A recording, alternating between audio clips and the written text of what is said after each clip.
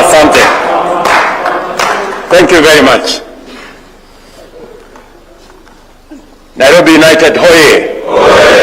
Hamjambo. Assalamu alaikum. Bwana Yesu asifiwe. Asanteni sana. Wacha nichukue nafasi hii kwanza niwakaribishe katika makao haya ya Rais wa Jamhuri ya Kenya. Karibuni. Mimi naelewa pia kwamba nyinyi ni watu wa shughuli mingi, na kupata nafasi ya kunitembelea pengine inaweza kuwa ngumu, lakini mkipata nafasi kidogo mnakaribishwa tena.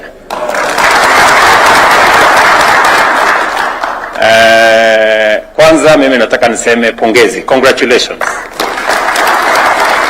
Ushindi mlioupata mumenieleza ya kwamba ni kwa sababu ya Mwenyezi Mungu na bidii na usaidizi wa patron wenu na wale wengine wote, coaches na mlisema anaitwa kochare, makochare na wengine wote.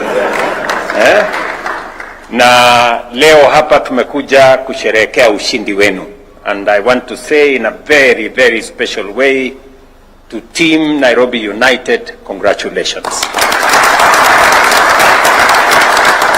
You have exceeded all expectations. There are many people who did not imagine that a small team with no big brand name could win these championships. But because Kenya is a country of the art of the possible, you have won, and I can say from the experience and from the discussions I have had and from the history, this win is very well deserved. And as was said by the good gentleman who spoke in perfect Kiswahili, you went, you tried for one, God gave you a blessing of two. So you have 2 cups here which you have won out of your commitment, your dedication, your hard work. And I want to say, I know success doesn't come easy. It takes effort, it takes commitment, it takes trust in God, and it takes teamwork for there to be success. And I want to encourage you to continue to be each other's brother, each other's keeper, work together as a team, as was explained by your patron, that you are now a family, and build the bonds of family, of friendship, of unity amongst yourselves. Together, that is what will guarantee you not just the success that you have achieved, but even the Premier League, by God's grace, next year. From very humble beginnings, today you're here at State House. And I often get people who tell me that I have lowered the standards of State House. And the accusation I get is that those who used to come here, whenever they come here now, they cannot recognize anybody. Because the people who nowadays come here are ordinary people who have no status, who have no stature, who have no brand, who have no big names. You know? Wananiambia kwamba ati nimeteremsha sana standard ya State House. Ati wale walikuwa wanakuja hapa watu ambao wamejulikana, watu wenye pesa mingi, former governor this, former sijui nani huko. Ati siku hizi wakikuja hapa State House, ati hawajui, hawatambui wale watu wanakuja huko siku hizi. Ni watu tu reja, watu tu kawaida, watu hawana. Lakini ni kwa sababu hata mimi ni mtu tu kawaida, nimefika hapa kwa mapenzi ya Mungu. Kuna watu walikuwa na matatizo sana, hata saa hizi bado hawajaamini mimi ni rais, bado wanahangaika. ndio? Lakini Mungu ni nani bwana? Mimi ndio niko hapa kwa sasa. Wajipange. Mimi ndio niko kwa sasa, kwa mapenzi ya Mungu I'm here. Tunaelewana? So mimi nataka vile Sakaja amewaambiwa mujiamini. Si ndio? Mujiamini. Kwa sababu mkijiamini na muamini Mungu, nothing is impossible. Yale yote ambayo mmepangia, yale yote ambayo mmetarajia, Mungu atawawezesha. Bidii kwa kujitolea, by doing what you must. Kujituma. Usingoje mambo ya kupate nyumbani. You must step out. You must try again, and never give up. God will finally make it possible for you to get what you're looking for. So congratulations, my good friends. And you make us very, very proud. When I see the team, I try to catch up with some of your names. I could see that we have a national team here. A team of the Kenyan community. A team that is truly the face, the brand, and the architecture of Kenya. From all communities, from all faiths, people who come from different backgrounds, you have gelled into one formidable team that today we celebrate your success. And so it should be with our nation. So it should be with our nation. That is why I will stand firm to reject the politics of ethnicity and division and hate and the politics that creates divisions among us Kenyans. I will stand very firm. We have a broad-based government today because I reached out to even people who we did not vote together, but because they are Kenyans. They belong to this country. And I want to tell you that the government of Kenya is big enough to accommodate every community and every region and every sector of our republic. The government of Kenya is big enough. But it is not big enough for those who have greed, who think it should just be them. It should just be our corner. It should just be our religion or our community or our sector. You will never get enough. But today I can confirm to you that the government of Kenya is big enough to accommodate every community, every religion, every sector, every county. And as president, I will make sure, by all means possible, by God's grace, to make sure that we unite this nation. We come together, build this nation together. Because that is the essence of patriotism and nationhood. That is how we move the country forward. And looking at you, you represent the best of Kenya, what Kenya can achieve when people come together. Many of us here have stories to tell of where they've been, how they have come along, what challenges they've come through, what difficulties they've been through. But today, we are a family. You people are a team. And together, you have won. And that is why we are celebrating here today. So, pongezi. As you have said, I made a policy decision that we are going to support sports as a government because Kenya is a great sporting nation. From ball games to athletics and everything in between.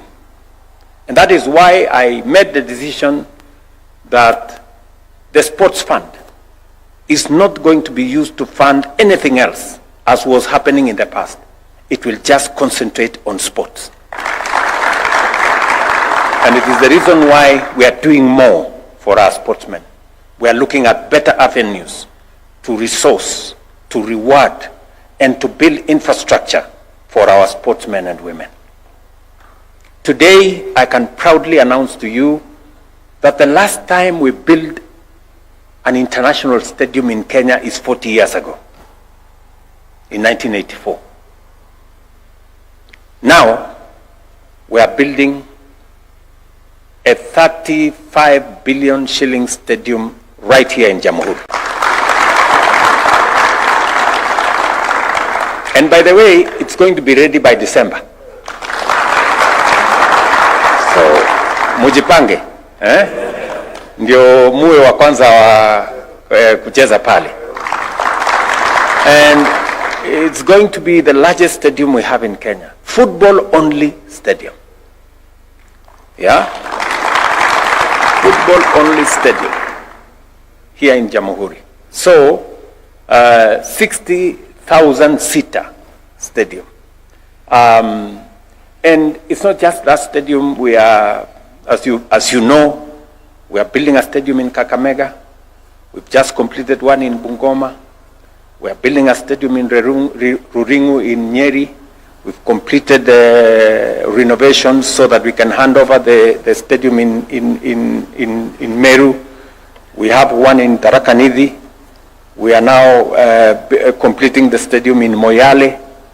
We are building a stadium in Siaya, which we are about to put a canopy on it.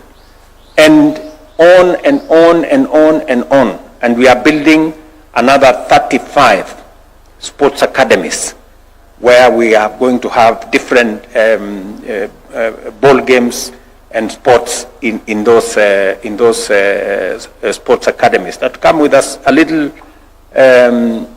field and track and other things and associated infrastructure, because we are a sporting nation as Kenya, and therefore we must focus on how we encourage, how we build the talents of the young people of Kenya in sports and in the creative economy in general, to make sure that that talent becomes commercialized, helps and assists young people find opportunities to work, find opportunities for investment, and build a whole of society momentum using sports and other avenues to drive our country, Kenya, forward. So, good people, I am very proud to have a partner in Sakaja, the governor of Nairobi. Thank you very much, Governor. And thank you very much for standing in the gap for these young people. You know, very few people can deploy their resources, you know, to support others, to work with others, to lend a hand for the people who need it, and to work with teams like the way my good brother Sakaja has, especially around where young people are. So I'm very proud of this. When he requested me that there is Nairobi United that won the FKF Cup, I told him without a doubt, I'll create time. We must look out. And I want to tell the young people of our nation, the young people of our nation are the greatest resource we have. It is the reason why I have put more resources in making sure that our young people are educated, they are trained. We have increased the budget on education by 120 billion to make sure that there are teachers, there is sufficient resources to make sure that our young men and women in primary school, in secondary school, in our universities get the best education they can get, because that resource of human capital, especially the young people of our nation, is the greatest asset we have as a nation. It is the reason why we are also, you know, working on the curriculum to make sure that those who are good in academics get an opportunity to be their best. Those who are good in sports also get the opportunity to be their best. And those who are good in the creative economy can also be the best that they can be. And we continue to support education, training in all its, spectra, from sports to the creative economy all the way to academics, because we have talents in all those spaces. It is also the reason why, apart from spending 650 billion shillings every year in the education and training of the young people of Kenya, for the first time, let me say it again, for the first time in the history of Kenya, we have a coherent plan and program of how to create opportunities for work for the young people of our nation. I say this without fear of any contradiction, because there has never been a clear plan on how we are creating jobs, a plan that is intentional, that is deliberate on how we create job opportunities. When I rolled out the program on housing, many people were asking me, what the hell about houses? What is this about houses? Who doesn't have a house? We had all manner of debates around housing. Let me tell you, it wasn't so much about the jobs. It wasn't so much about the houses. It was so much about the jobs. Today, I can tell the nation that because of the housing program, for which I have paid a very high political price, there are 320,000 people, young people, working, engineers, quantity surveyors, architects, plumbers, electricians, masons, carpenters, name them, working in our housing program. And not just housing, in the markets we are building, in the hostels we are building. And I am very proud that today there are people who earn money, who have a wage to look after their families. They have food on the table, and they are making progress. It is deliberate, it is intentional. I can also tell you today, because we have rolled out our digital jobs program across Kenya.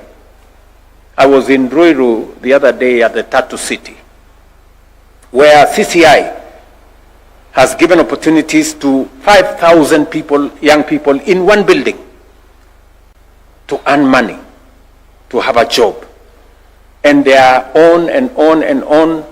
Just last month, Teleperformance, the largest BPO company in the world, has just opened up an office in Nairobi.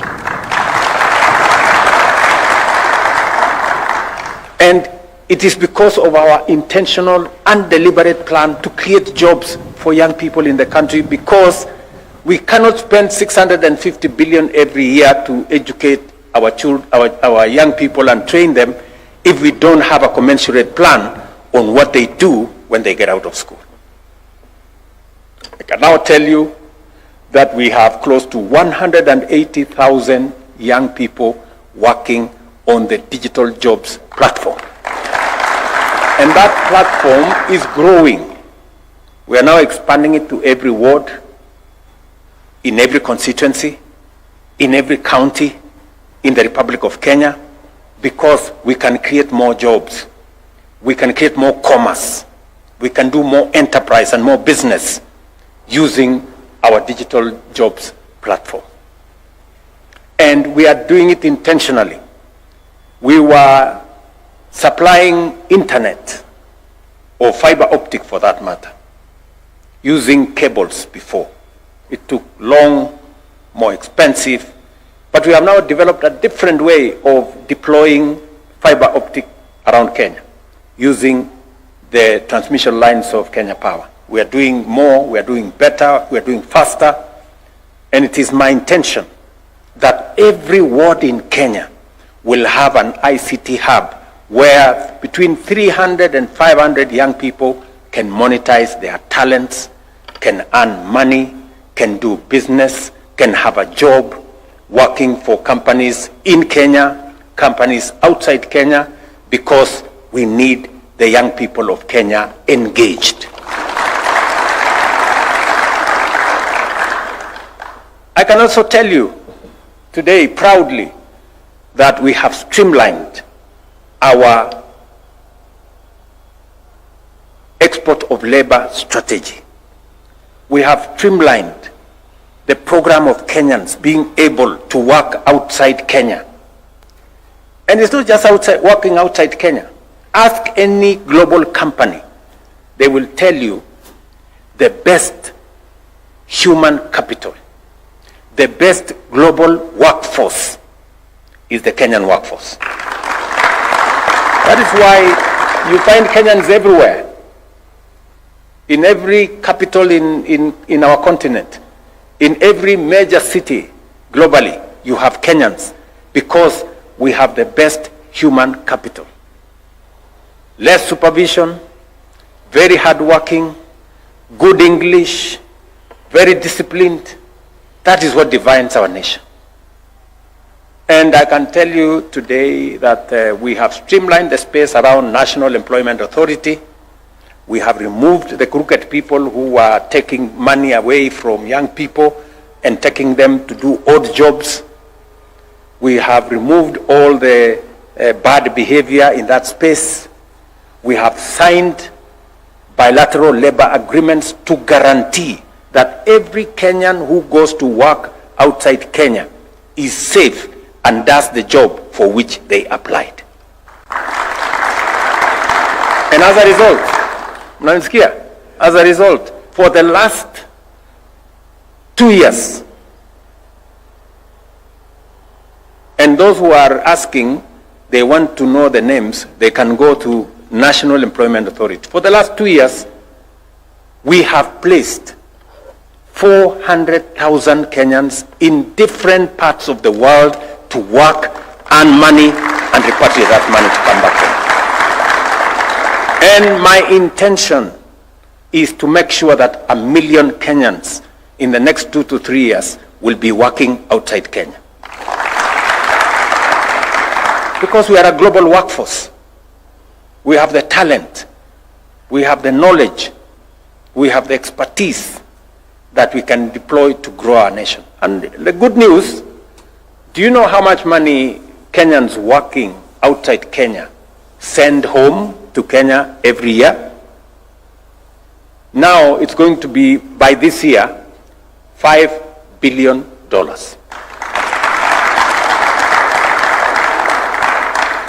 $5 billion. That is the wealth of our nation.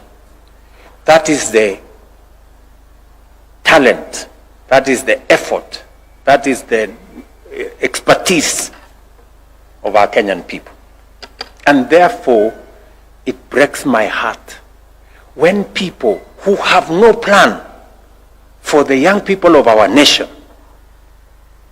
take them to the streets, abuse them in the streets, misuse them in the streets, and we end up with mayhem, rape, destruction of property, destruction of businesses, because there are people who have no plan for the young people of our nation. They have no known or credible plan. They sing about the young people of Kenya. They talk about Gen Zs because they want to use them politically. I want to tell those people who have no plan, shame on them. They should be ashamed of themselves that they have taken advantage of our young people, taken them to the street, and misuse them. And today, our nation has a blot, biashara zimechomeka, watu wameharibiwa mali, tumepoteza maisha ya vijana wetu, tuko na majeraha na mambo haya mengine yote. Why? Because there are people who have no plan. They cannot tell the young people what they should be doing. I want to tell the young people of my nation, I want to tell the young people of Kenya, there are opportunities for work. There are opportunities for business. There are opportunities for you to make a difference in your life. Don't accept to be taken to advantage of by leaders, people who have no plan for your lives. And I say that without fear of any contradiction. I want to challenge those who today say they support the street protests. What is your plan? What is your plan for these young people? William Ruto, I have one plan, credible, tested, working. I have 320,000 young people working in my housing program. Engineers, architects, plumbers, quantity surveyors, carpenters, masons, working. I have 180,000 young people working in our digital jobs platform in different, both in special economic zones, in ICT hubs, in Jitume centers. I have 400,000 young people placed in different jobs in many parts of the world, and the list is going on. Our housing program is expanding opportunities. We are at 150,000 houses. We will be at 700,000 houses.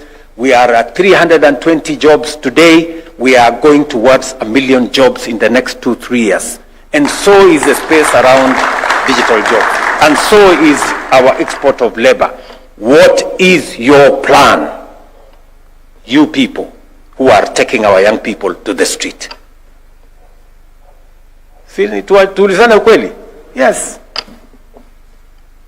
I want my plan to be tested on employment of young people, on dealing with the issues of young people.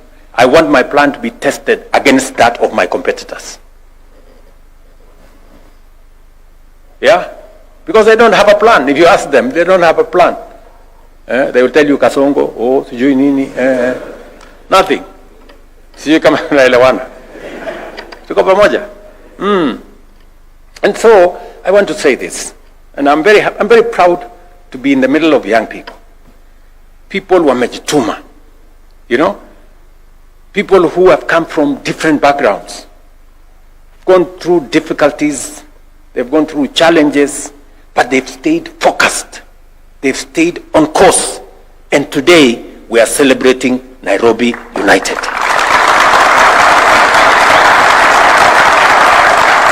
Yeah? Yes. Not because you had it easy. Not because you came from a better background. Not because you have more education than others. But because you have committed yourselves to a course. You have stayed on the course. You have withstood different challenges. You've gone through difficult times, but you didn't give up. You were always there, pressing on. Today, we are celebrating Nairobi United. Your success. Look at what you have achieved. You know, you have defeated Tusker. You have defeated KCB. Do you know how big KCB is? They made 17 billion Kenya shillings this year. How much money did your team? You know, so it's not about the money. Yeah? If it was about the money, you wouldn't be here. Right? So, you've defeated KCB. You've defeated Kogalo. You know, Gor Mahia. You know, the legend of football in Kenya. Your team, since 2018, just the other day. Right? But you're here. Why? Because mumejituma, you are determined, you have refused to give up, you are on it, you're focused, And that is why you have succeeded. That is the spirit. That is the spirit. That is the spirit of what makes winners and what makes success. That is the spirit. So I am very proud to be associated with this team. Congratulations, my very best wishes. And I just want to confirm to you that we will continue to expand the space around infrastructure.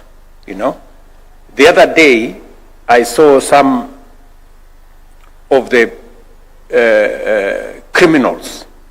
They tried to go and break into Talanta. They tried to break into some of our stadia. I mean, surely, what has a stadia got to do with a demonstration? Surely, how is a demonstration ending up in rape, destruction of property, destruction of business? What is that? What kind of a protest? When the law says whoever wants to protest, whoever wants to demonstrate must be peaceful and must be unarmed. That is the standard for any demonstration. But surely we need to ask ourselves as the people of Kenya, how is it that a demonstration or protest ends up in death, in rape, in destruction of property, in destruction of business? And is that really what we want to do as a nation? I dare say no. That's not what it is. And that's why I have said we must all respect the law, irrespective of who we are, irrespective of what we believe in. We have a nation to keep. And for now, I am the custodian of that constitution, and I will make sure that I will defend the constitution of the Republic of Kenya. Tuko pamoja, my friends? Yes. Until somebody else takes over, I am here, and I will make sure that hii mchezo tunawachana naye.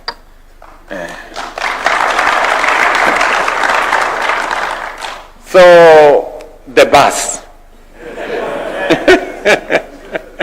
The bus. You know, I have experience in buying buses because I have bought so many buses. Sasa mimi naona hii ya Sakaja hii sijaelewa hii ni gani. Sasa nitachukua lessons kidogo nijue hii ni gani. So lakini the bus you will get.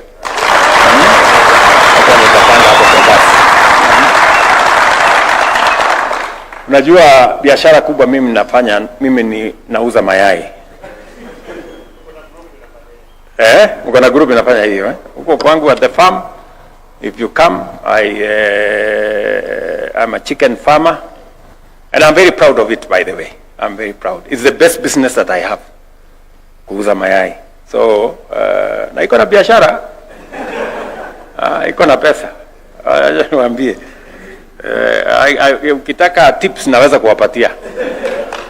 I have recruited many friends of mine when they come to my farm and they see mtu anasema nataka wacha niende nianze kidogo. Hata huyu nilimpeleka huko. So unajua zamani tulikuwa tunaagiza mayai kutoka South Africa. Unaona ile upuzi iko hii dunia? I mean surely mayai anatoka South Africa inaweka kwa ndege na sisi tunang'edia tu hapa tuna pana. So tuko hapo na sasa tunaendelea kuwa wengi kutengeneza hiyo biashara. That's how you grow a nation. That's how you create food security. Si ndio? So nitaangalia vile nitafanya hiyo biashara yangu itasaidia, nitawapangia basi. Nitawapangia basi. Sawa sawa. Alafu huyo jamaa alisema niwe investor.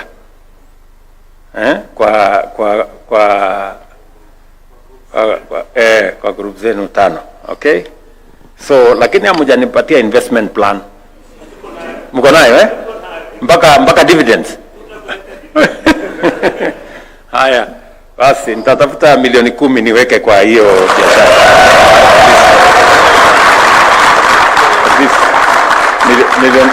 Milioni 2, si ndio? Lakini sasa dividend lazima, please. Musifanye tukakosana.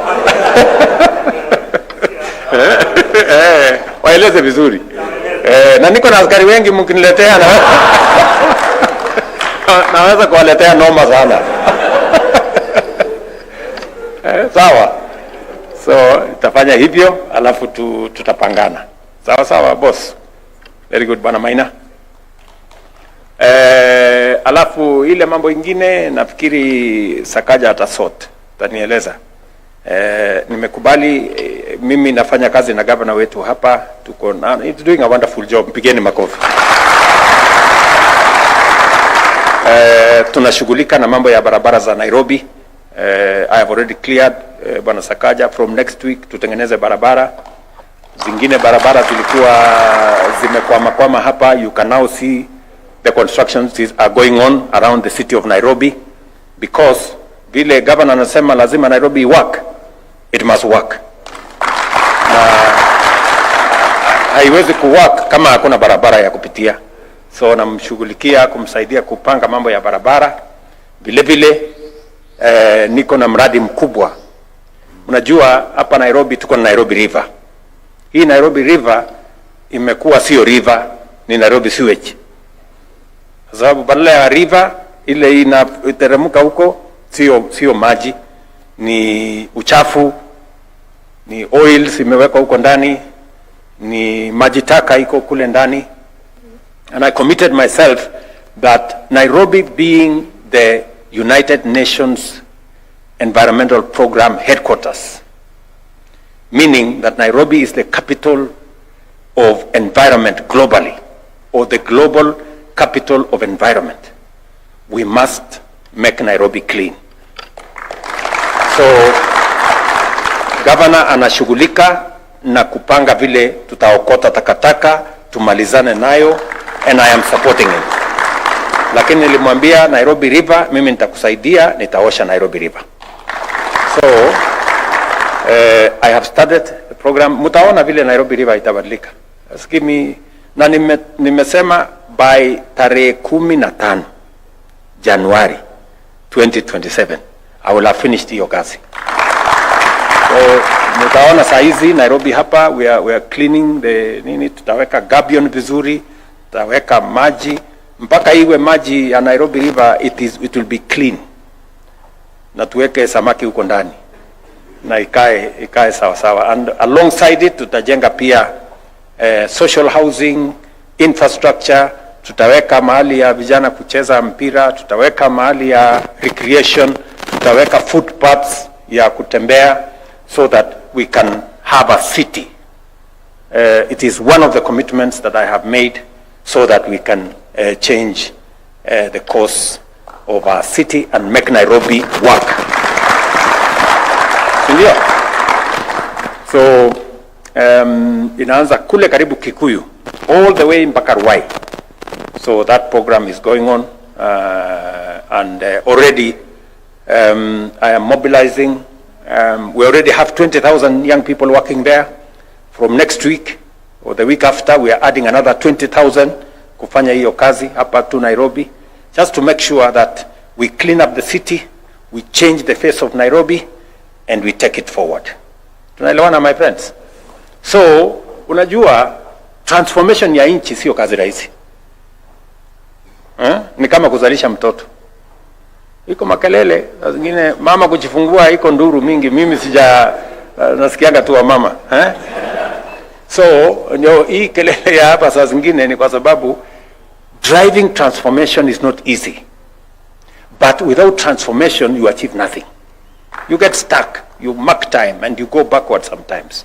So I am committed to making sure that we change our country and we take the country forward. I know we have lunch, and you are wondering, huyu jamaa atamaliza saa ngapi? Hii lunch imengoja sana. Si ndio? So wacha niseme asanteni sana. vile niliwaeleza, najua mko na shughuli na sio kidogo. Nyinyi ni watu wa kuhustle, lakini mkipata kana nafasi kidogo, tafadhali mnitembelee tena. Si ndio? So asanteni sana, Mungu awabariki sana. I wish you well, nyinyi na familia zenu na watoto wenu na majamaa zenu. Mwapelekee salamu nyingi na baraka nyingi, na katika maombi yenu yote Mungu awasaidie, awajibu na awapatie yale yote mmemuomba. Thank you very much and God bless you. Thank you.